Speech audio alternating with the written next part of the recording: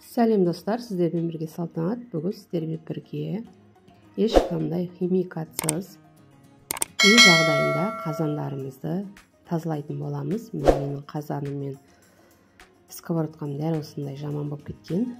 Мені дәл өйстіп жылтыратып тазалайтын боламыз. Ол үшін бізге керегі үлкен ыдысқа суымызды толтырып қайнатып аламыз. Үстіне 6 қасық порошогымызды саламыз, қалаған порошокты саламыз.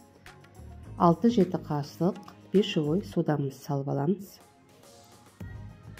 Көбірек салсаңыздар болады, бірақ көпіріп кетеді.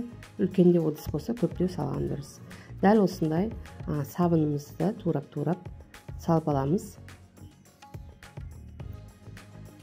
Сабынымызды салып болдық. Енді үстіне қазандарымызды саламыз.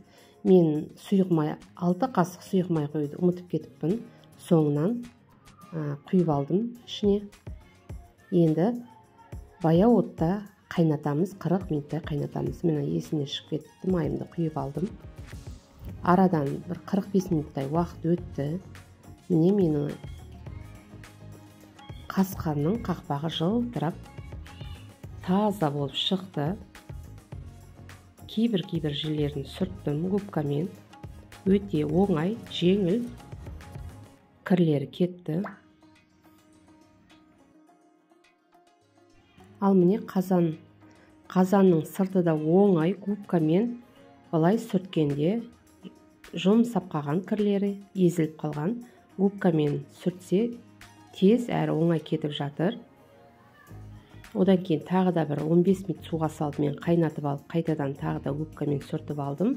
Сонымен біздің қазандарымыз дайын болды. Үйде дәл осындай методпен қазандарыңызды тазалап көріңіздер. Тез әрі оңай үй жағдайында қазандарыңызды тазалап алатын боласыздар.